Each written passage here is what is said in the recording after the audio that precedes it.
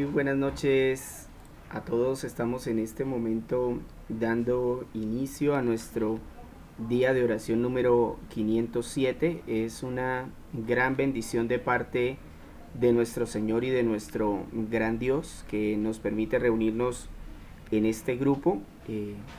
Es de gran bendición para nosotros que ustedes aparten de su tiempo para estar con nosotros. Vamos a irnos conectando, vamos a dar unos minuticos para que las personitas que todavía no han visto el anuncio lo puedan ver y puedan ingresar. Un saludo especial para la hermana Flor, para Edwincito, para la hermana Yolanda, para la hermana Betty que ya se encuentra ahí conectada, para el hermano Enrique, que el Señor les bendiga. Vamos entonces a concentrarnos y recordemos que hoy estaremos haciendo un resumen de los últimos 4 capítulos. Les agradezco, estén muy atentos.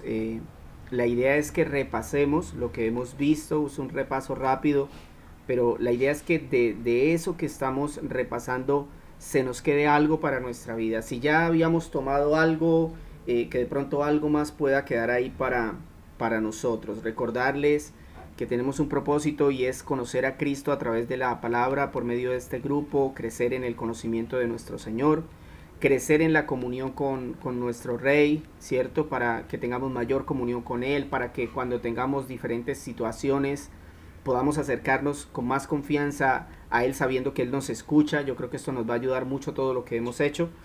Definitivamente el punto para mí más importante, sobre todo por el tiempo en el que nos encontramos, donde las tinieblas han avanzado de semejante manera, por la falta de cristianos genuinos, hechos a la luz de las escrituras, y es el hecho de la predicación del evangelio. Acá tenemos una solución y es compartir estos links con aquellas personas que no conocen a Cristo.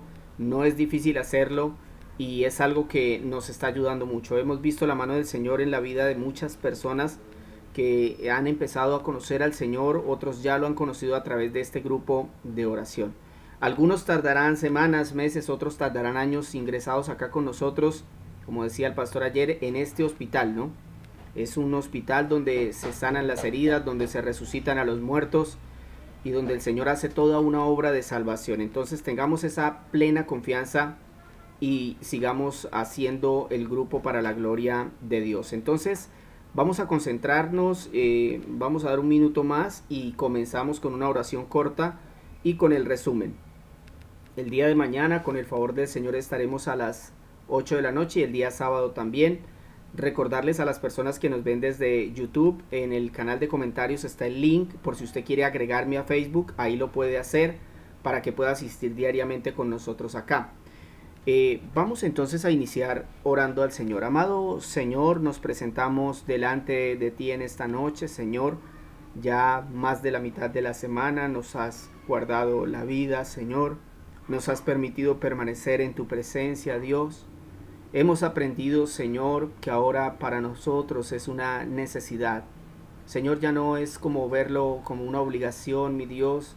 Ya no es como verlo por cumplirle a alguien, Señor, sino que ya en nuestros deseos está impregnado, Señor, el deseo de venir a verte, de venir a hablar contigo, de venir a escuchar tu voz. Señor, que esto no se vaya, Señor, que el fuego de tu Espíritu se mantenga en nosotros, nos ayude a vivir en santidad, nos ayude a entender tu palabra, que tu Santo Espíritu nos guíe a toda la verdad. Señor, perdona nuestros pecados, perdona nuestra maldad, las cosas que hacemos en contra de tu voluntad. Ayúdanos a presentarnos delante de ti sin mancha, Señor, por los méritos de tu Hijo Jesús. Y concédenos en esta noche ver salvación, Señor, ver transformación, ver milagros, lo que tú quieras hacer, Señor, que tu Espíritu se mueva de la manera como Él decida. Señor, te alabamos, te bendecimos y nos disponemos a hacer tu voluntad en el nombre de Jesús. Amén y amén. Bueno, mis hermanos, entonces les decía que íbamos a hacer el resumen como tal de los últimos 4 capítulos que vimos, desde el capítulo 24. Ese día, el día viernes de la semana pasada, vimos el tema enemigo público. Este tema se basó en Primera de Samuel capítulo 24. En ese capítulo, ¿qué vimos? Bueno, en ese capítulo Saúl seguía persiguiendo a David para matarlo. pero fue David quien tuvo la oportunidad de quitarle la vida, ¿no? Esto sucedió allí en una cueva donde Saúl entra a hacer sus necesidades y David estaba, yo creo que algunos dicen, no, eso fue casualidad, no, no, eso fue soberanía de Dios, que permitió que David y su ejército estuvieran al fondo de la cueva y se dieran cuenta que Saúl había entrado. O sea que Saúl estaba persiguiendo a David para matarlo, pero fue David quien tuvo la oportunidad de quitarle la vida y no lo hizo. Por eso, pensando en esa idea, ese día aprendimos cómo es que debemos tratar a nuestros enemigos. A mí me llamó la atención porque por ahí me escribió una muchacha que está conociendo al Señor a partir de estos grupos de oración, que hace unas semanas atrás me había escrito qué tengo que hacer para ser salva, y fue fantástico escuchar eso de ella en WhatsApp. Ella misma me volvió a lanzar otra pregunta, me dijo, yo no sabía que tenía que perdonar a mis enemigos y orar por ellos. Gracias, Jorge. Esas son las cosas que uno quiere ver después de predicar el evangelio, después de predicar la palabra. Entonces, en este tema aprendimos cómo debe ser el trato a nuestros enemigos. Primero, vimos que no hay que hacerles daño a los enemigos. Clarito, ¿no? El ejército de David incitó a que David matara a Saúl. No, no, hombre, pero mire, es que lo tenemos ahí. A pedir de boca, imagínense, está haciendo sus necesidades, clávele la lanza, mátelo. Pero el Señor quería probar a David y mostrar otra evidencia de un corazón transformado, el perdón y el amor hacia los enemigos. Y algo que me pareció interesante a mí en ese punto y que ya se me quedó a mí en la mente, mis hermanos, es lo siguiente. Recordemos que David vivió en el tiempo de la ley de Moisés. Y la ley de Moisés avalaba amar a tu prójimo y odiar a tus enemigos. Es más, eso lo dice Cristo en el Nuevo Testamento. Han oído que se dijo, ama a tu prójimo, odia a tus enemigos. Yo te digo, dice Cristo, yo te digo que tienes que amar a tus enemigos. Y es interesante que David en este capítulo ame a su enemigo Saúl y no lo mate. No lo mate, es tremendo, ¿no?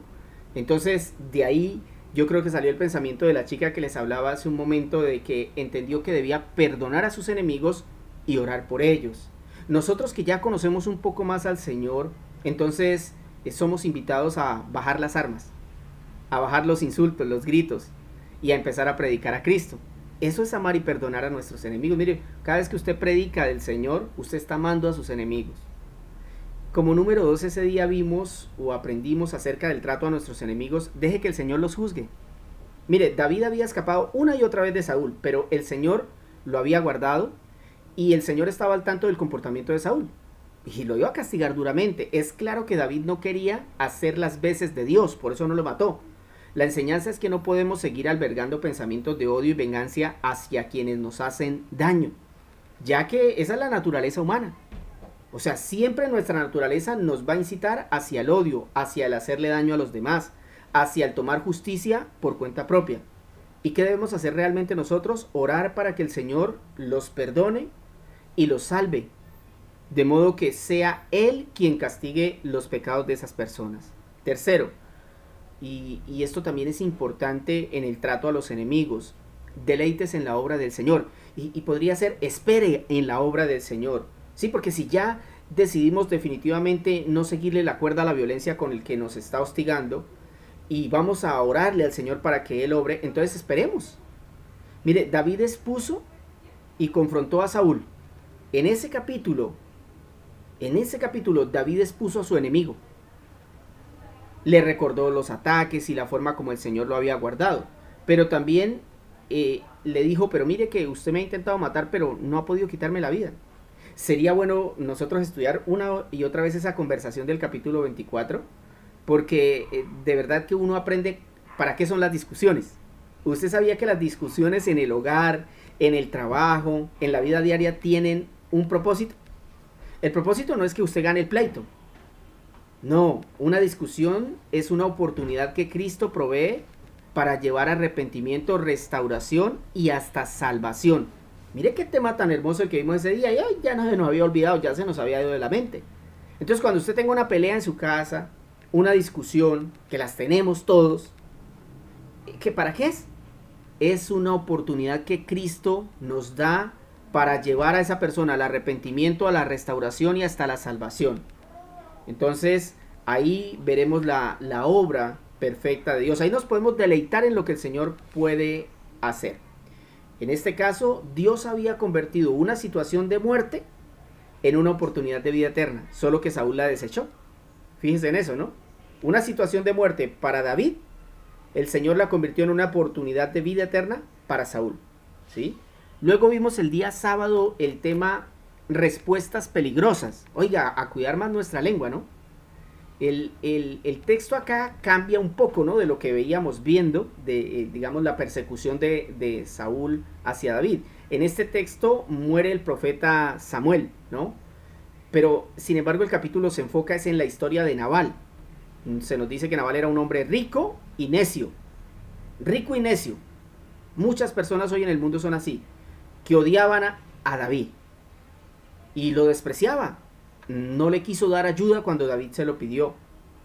Y entonces David reacciona de forma impulsiva, no debió haberlo hecho de esa manera, pero sin embargo en su carne reaccionó así y decide matar a Nabal y a su gente, ¿no?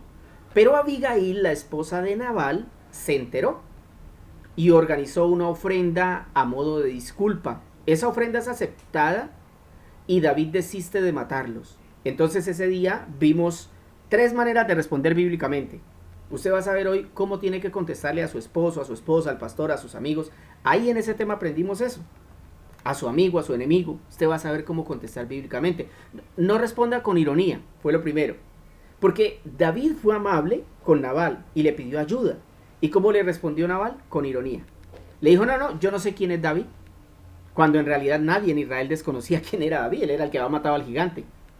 Pero además con ironía le dice además usted es un prófugo. Cuando en realidad David estaba huyendo de un dictador, de Saúl, que quería matarlo.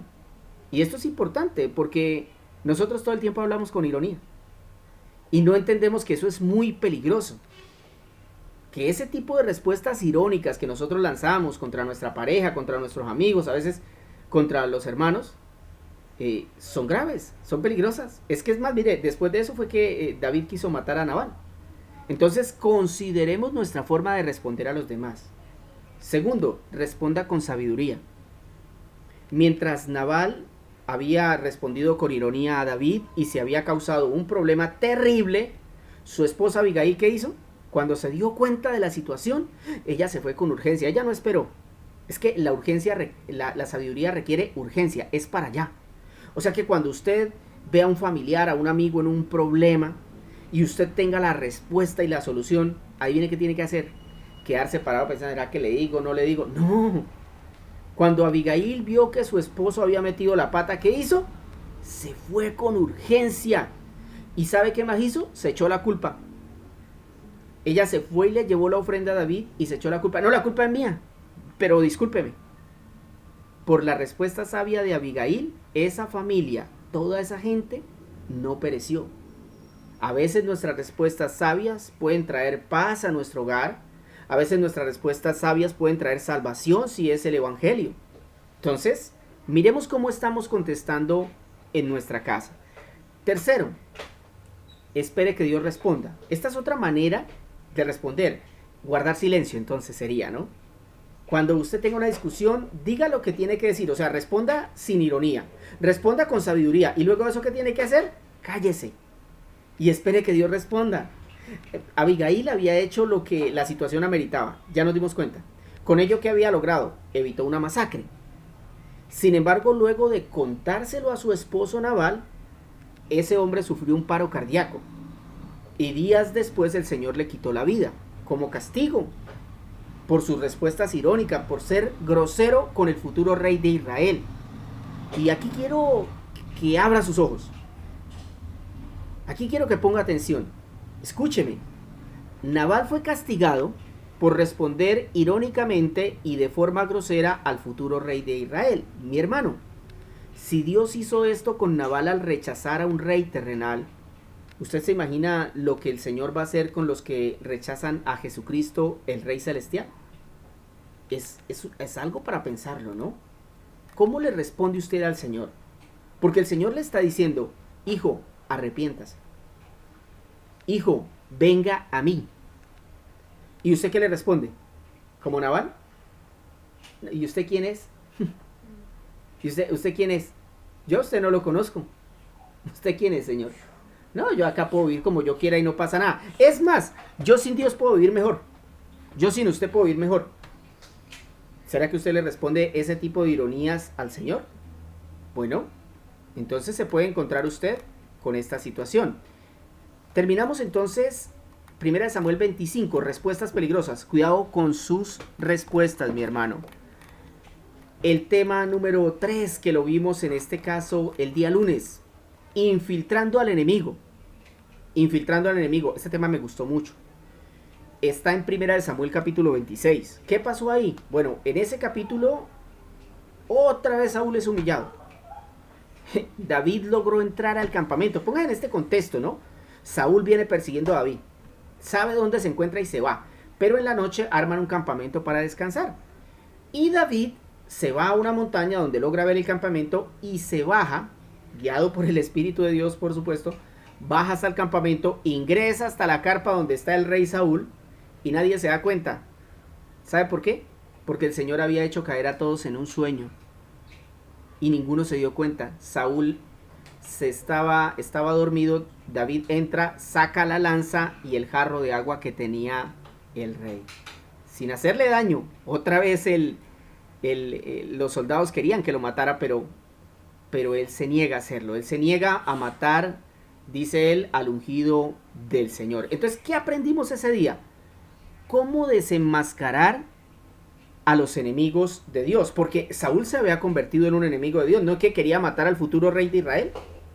De la linaje de David nació nuestro Señor Jesucristo. Imagínense si Saúl era o no enemigo de Dios. ¿Y cómo lo desenmascaró David? Bueno, lo primero que hizo David fue atreverse. Entonces también para nosotros. ¿Usted quiere desenmascarar a los enemigos de Dios? ¿Que quiénes serían? Satanás, el mundo y las personas inconversas que se niegan a creer en Cristo. Entonces lo primero para desenmascarar a estos personajes es atrévase. David se atrevió a ir a Saúl para desenmascararlo. La población israelita estaba dividida. Un porcentaje creía las mentiras de Saúl y otros apoyaban a David. Eso mismo sucede en el mundo. Escúcheme, las personas han creído las mentiras de Satanás.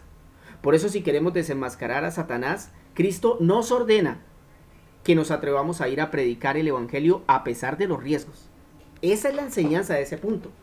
Atreverse significa que hay allá afuera una mentira que le dice a la gente que no pasa nada si no vive con Dios, que se puede vivir sin Dios y que hasta se vive mejor. Esa es la mentira que Satanás ha metido. Mire cuántos ricos hay, vea cómo disfrutan de su dinero. Bueno, a cada quien le llega su noche, mis hermanos. Por ahí esta semana me enteré de un hombre de la política en Piedecuesta. El hermano de él estudió conmigo y es un muchacho muy joven y le dio un derrame cerebral. Tenían toda la plata del mundo. Por ahí vi los comentarios en redes sociales y los trataban supremamente mal. Pero yo decía, o sea, de verdad que nosotros a veces no entendemos la importancia de desenmascarar las mentiras que Satanás ha impuesto en el mundo, mis hermanos. Le ha hecho creer a la gente que la necesidad nuestra es de dinero. Que nosotros lo que necesitamos es tener muchas mujeres, tener muchos vicios y disfrutar la vida. Pero esa no es la realidad. Y Cristo nos llama a quitar esa mentira del medio. Nos ordena ir a predicar a Cristo. Ir a decirle, no hermano, usted va camino al infierno. Satanás lo está engañando con las cosas de este mundo. Y para hacer eso, para desenmascarar a los enemigos, no solo hay que atreverse, hay que exponerlos. La acción heroica de David le había dado algo muy importante, la atención del campamento. Cuando él hizo eso, cualquiera pensaría, no, ahora David se va, sale corriendo. Pero no. David se hace en un lado del campamento y comienza a gritar, a despertarlos a todos. Cuando tiene la atención de todos, empieza a decirles, mire, acá tengo la lanza y el jarrón. Ahora escúchenme. Y entonces comenzó a hacerle preguntas a Saúl. Oiga, Saúl, ¿y usted por qué es que me persigue? Si es que yo no lo quiero matar, mire, aquí están las pruebas. Si lo hubiera querido matar, aquí están la lanza y la jarra. Lo desenmascaró. Y esto nos permitió a nosotros comprender lo importante que son las preguntas al momento de predicar el evangelio. Exponer el pecado, mi hermano, es llevar a la persona a un punto donde se sienta culpable como se sintió Saúl. Eso es exponer el evangelio. Empezar a hablarle de manera amorosa a la persona y decirle, hermano, ¿usted sabía que usted es un enemigo de Dios? Y empezar a hacerle preguntas que lleven a esa persona a entender que es culpable y que si se muriera hoy, iría al infierno. Eso pasó con Saúl. Él no tuvo más opción que reconocer su pecado.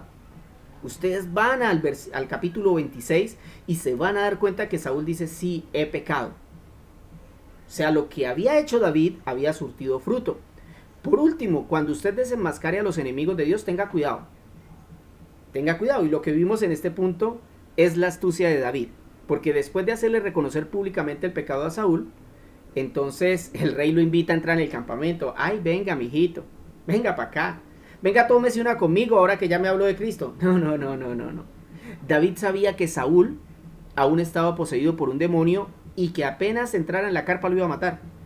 La enseñanza que encontramos ahí es que cuando le quitamos la máscara al mundo y a Satanás, debemos tener mucho cuidado. Podemos terminar igual de embarrados o peor en el pecado.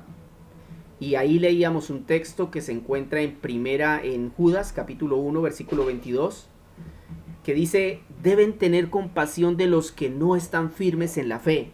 ¿Cómo? ¿Con qué? Compasión. No disfrute, no chisme, no ataque, compasión. Rescaten a otros arrebatándolos de las llamas del juicio. O sea que usted se va a encontrar en su camino gente que ya está a puntico de caer en el infierno. Eso es lo que está diciendo ahí. Rescaten a otros arrebatándolos de las llamas del juicio. Está a punto de caer al fuego del infierno. Incluso a otros muéstrenles compasión, pero háganlo con mucho cuidado, aborreciendo los pecados que contaminan la vida de ellos. Mire cómo el Señor nos instruye para que a la hora de predicar el evangelio lo podamos hacer de manera correcta. Y por último, el tema del día martes, soportando la presión. Soportando la presión. Ese lo basamos en 1 Samuel capítulo 27. En ese capítulo es clarísimo que en este caso David está presionado. O sea, está viviendo un nivel de presión pero altísimo. Porque claro, es que Saúl no se quiere detener. O sea, Saúl le dice, ay, mijito, venga, sí, ya, perdóneme, yo ya no lo voy a matar. Pero a los 8 días le manda otro ejército a matarlo. Entonces David está, pero yo qué hago, yo ya no me aguanto más a este man. ¿Sabe qué hace David?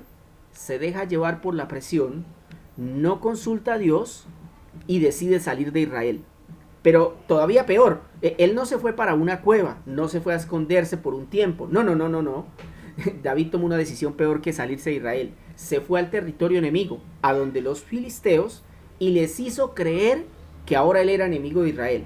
En efecto, su plan le funciona, pero había ofendido gravemente a Dios. Es que, mis hermanos, por eso yo les digo, no se pierdan ninguno de esos temas. Es mejor que ver cualquier otra cosa en televisión. Y además, esto le va a servir a usted para la eternidad. Entonces, en ese tema, soportando la presión, porque ¿quién no ha vivido presión, cierto? Ay, hoy me llega lo del arriendo, hoy me van a cobrar.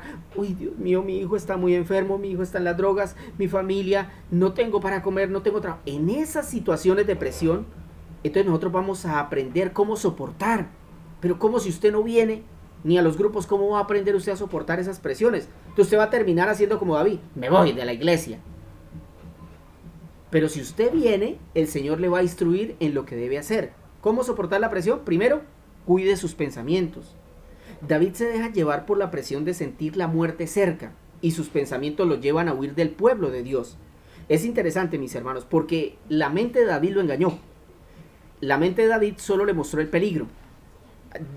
Saúl lo va a matar, Saúl lo va a matar. O sea, los pensamientos que vinieron a la mente de David era Saúl lo va a matar, Saúl lo va a matar. Pero la mente de David jamás le dijo, sí, David, pero el Señor lo salvó muchas veces, pero el Señor lo salvó, eso no se lo dijo, eso se lo escondió.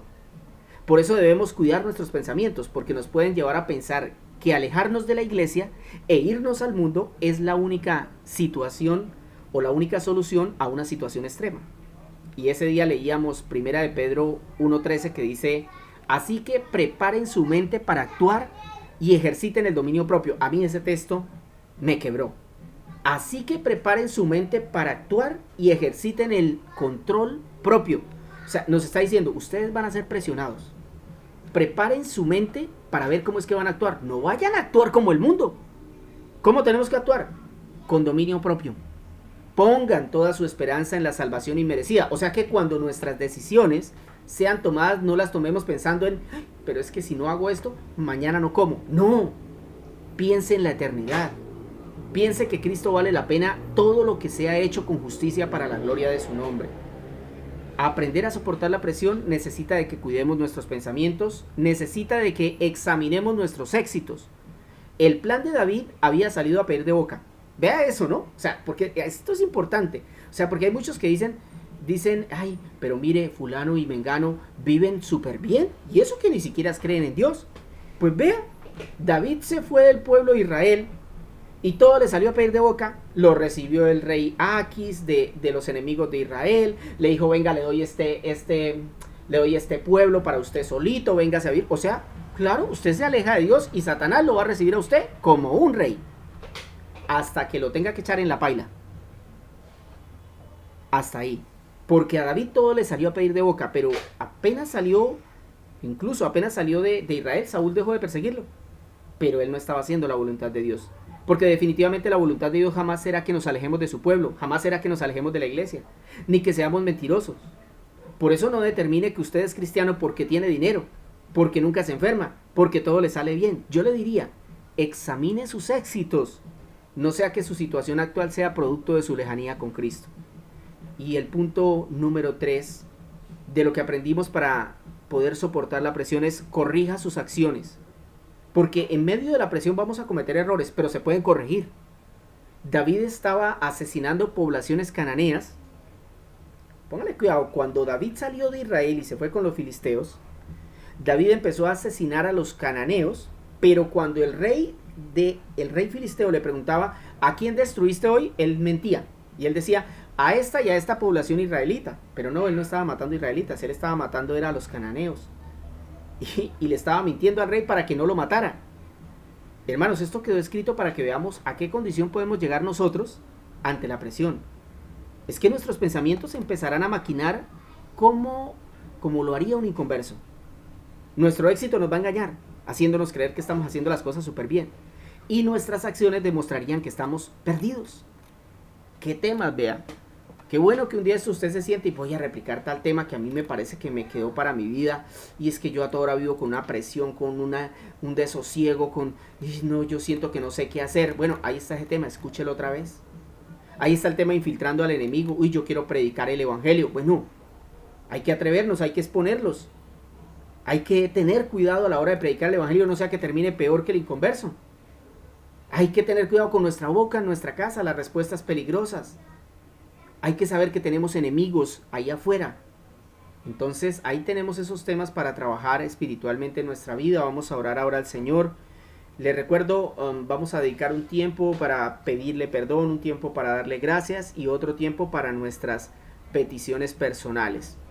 Oremos a Dios. Bendito y amado Salvador nuestro, te agradecemos en esta noche, Señor, por la oportunidad que tú nos das, Señor, de estudiar tu palabra, Señor. Sabemos que no somos dignos de hacerlo, Señor. Sabemos que nosotros hasta este momento, Señor, no hemos hecho nada bueno, Señor, ni nada que pueda ayudarnos en nuestra salvación. Solo tu obra perfecta, mi Cristo, solo tu sangre ha logrado pagar ante el Padre por todos nuestros pecados, Señor.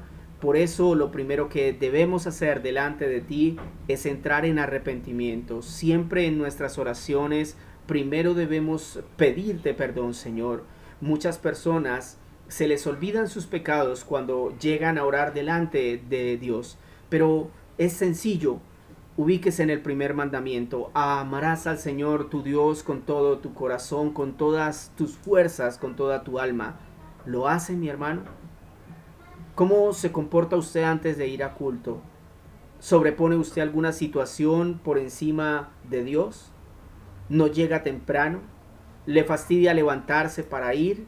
¿No le gusta caminar para dirigirse a la iglesia? ¿No le gusta la alabanza?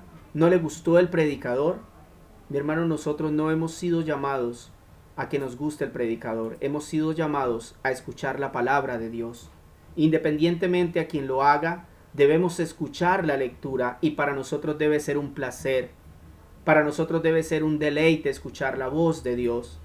Ayúdanos, Señor, para tener un poco más claro nuestra mente y nuestros deseos, Señor, para entender que cuando nos dirigimos a tu iglesia, Señor, nos dirigimos a adorar al Rey de Reyes, al que merece nuestra humillación, al que merece que nosotros estemos despiertos, que estemos atentos. Señor, perdónanos cuando no entendemos tu grandeza, tu poder, tu majestad. Perdónanos, Señor, cuando no te tratamos como Dios, sino como si fueras igual a nosotros. Padre amado, permítenos acercarnos a ti de manera humilde, Señor. Ayúdanos para que nosotros podamos tener un arrepentimiento genuino frente a nuestro comportamiento hacia ti, Señor, frente a la percepción que tenemos de quién eres, Señor. Ayúdanos a entender que tú estás en los cielos, que la tierra es el estrado de tus pies y que el cielo es tu corona, Señor, y nosotros somos polvo, Señor. Polvo comparado con un Dios inmenso que cubre el universo, que con su mano sostiene este planeta, que con su mano sostiene las almas de los que ha decidido salvar, y que si solo su mano se moviera un poco, ya caeríamos al infierno. Señor, te pedimos perdón por nuestra irreverencia, Señor, por nuestra falta de respeto para contigo. Señor, perdónanos cuando utilizamos tu nombre en vano, Señor, cuando cogemos tu nombre como si fuera un amuleto de buena suerte, cuando utilizamos tu nombre aún en medio de la grosería o la obscenidad que utiliza el mundo. Perdónanos por utilizar tu nombre en vano, Señor. Permite que nosotros podamos adorarte a ti y solo a ti, Señor. Permite que en el día domingo, donde te guardamos ese día, de verdad lo hagamos para tu gloria. De verdad tengamos un anhelo para glorificarte, Señor. Permítenos amar a nuestros hermanos, Señor, así como tú has amado a la iglesia. Permítenos amarlos, Señor, perdonarlos, ayudarles, restaurarles, Señor. Y perdónanos cuando no hemos sido cristianos genuinos que entienden el comportamiento y la vida que debemos llevar frente a los que están perdidos, frente a los que han caído, Señor. Perdónanos cuando en nuestra mente hemos cultivado mensajes y pensamientos obscenos. Perdónanos, Señor, cuando hemos compartido conversaciones con personas del mundo y nos reímos y nos deleitamos en lo que ellos dicen. Perdónanos, Señor, cuando hemos maltratado a nuestros hijos de una manera incorrecta, Señor, y no hemos sabido corregirlos. Perdónanos cuando hemos alzado la voz a nuestros esposos o a la esposa. Señor, perdónanos en nuestro trato conyugal. Perdónanos, Señor, cuando hemos sido groseros con nuestros pastores, altaneros, Señor, con nuestros líderes espirituales. Padre, perdónanos cada uno de nuestros pecados. Perdónanos si en nuestra mente se ha albergado la mentira, si en nuestro corazón, en nuestra boca, hemos estado mintiendo, Señor. Perdona cada pecado que hemos cometido enfrente de ti, Señor. Perdónanos por cada oportunidad que hemos tenido de predicar el evangelio y no lo hemos hecho, Señor, porque eso demuestra que no tenemos amor en el corazón. Eso demuestra que todavía no entendemos muy bien tu obra de salvación. Padre amado, perdónanos y por favor ayúdanos a avanzar. Señor, también queremos darte las gracias porque, Señor, hemos visto una obra tan maravillosa, Señor, cuando leemos y avanzamos en las Escrituras y podemos entender que en cada capítulo se encuentra tu Hijo Jesús, de alguna manera, que hay una sombra de Él en todo lo que estamos estudiando, Señor. Es impresionante, Señor, entender que desde la eternidad, Señor, habías preparado un plan perfecto para salvar a los hombres, Señor. Pero como dice en Juan, Señor, los hombres han preferido las tinieblas que a la luz porque las obras son malas, Señor. Nosotros debemos entender que es importante darte las gracias porque, como dice tu palabra, a pesar de lo malos que hemos sido, Señor, tú nos has amado. Cuando todavía éramos pecadores, tu Hijo ya se había entregado por nosotros, Señor. Te pedimos que nos ayudes a ser gratos contigo, pero nuestro agradecimiento no puede ser solo de boca. Ayúdanos a tener un agradecimiento palpable, Señor, un agradecimiento que se vea en una vida sacrificada, que como dice Pablo, seamos un sacrificio vivo hacia ti, mi Señor. Esa es la mejor forma de agradecer, con nuestras lágrimas, diciéndote, Señor, gracias por salvarnos, gracias por salvar a mi familia, gracias por conducirnos a la fe, gracias por llevarnos al arrepentimiento, gracias por darnos una vida nueva, un nuevo nacimiento, Señor. Gracias, Padre. Ahora, Señor, en agradecimiento genuino, quiero servirte.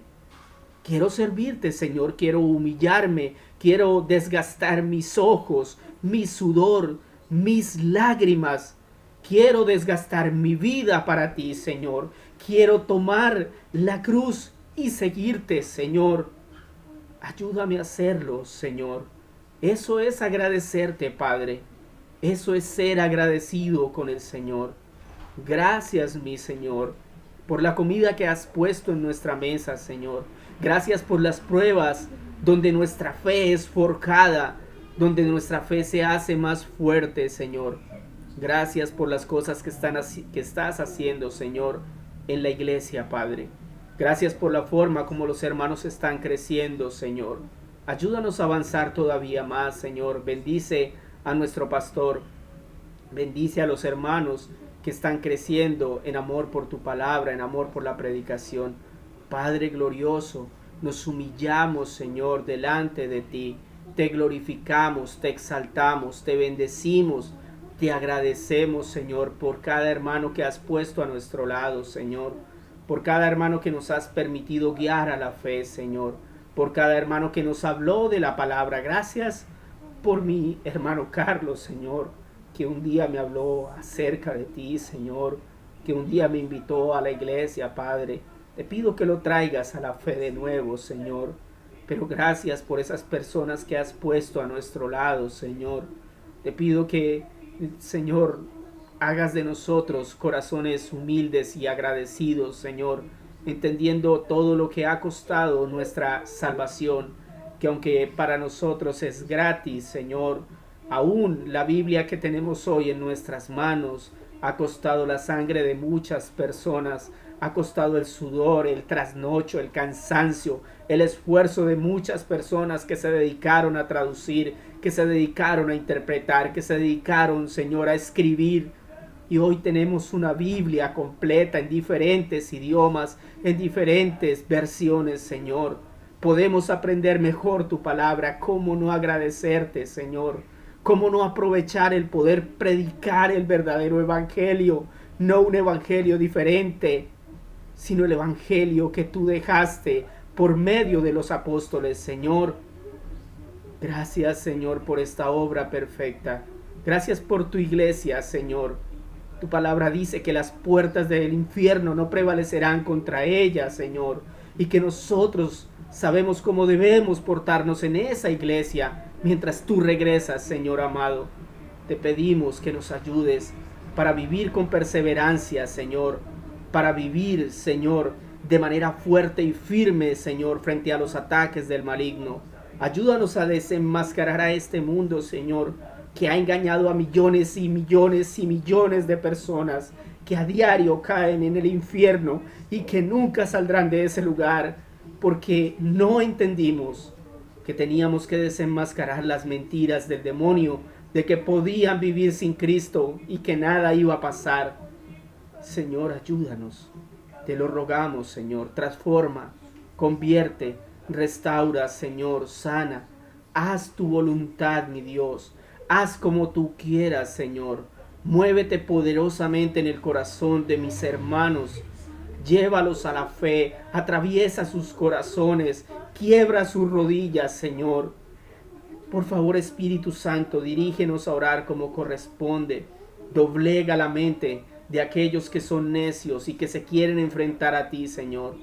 Aquellos que quieren, como Nabal, rechazar al Rey de Reyes. Señor, por favor, quebrántalos y llévalos a la fe, mi Rey. Ayúdanos, Señor. Ayúdanos, Señor, en nuestras luchas, en nuestras decisiones, en nuestras cargas, aún en medio de nuestra enfermedad, Señor. Te pido por aquellos hermanos que tienen familiares enfermos, convalecientes, para que tú guardes sus corazones, les des consuelo. Y si es tu voluntad sanar, hacer un milagro sobrenatural, Señor, tu poder no se ha acabado porque tu poder es eterno. Y si tú quisieras sanar hoy, lo harías, Señor. Y si tú quieres, Señor, sanar un enfermo terminal, tú lo harás, mi Dios, porque es para tu gloria, porque es para tu honra. Que confiemos en que tu voluntad y lo que tú haces es lo mejor que puede suceder. Padre, damos las gracias por este grupo de oración. Gracias por permitirnos hacerlo en el día de hoy. Te bendecimos, te glorificamos, te exaltamos, Señor, y nos vamos contentos a dormir porque hemos terminado este día en tu maravillosa presencia. Gracias, Señor, en el nombre de Jesús. Amén y amén. Mis hermanos, Dios les bendiga muchísimo, que pasen muy bonita noche y si así el Señor nos permite, estaríamos mañana a las 8 nuevamente. Que el Señor les guarde.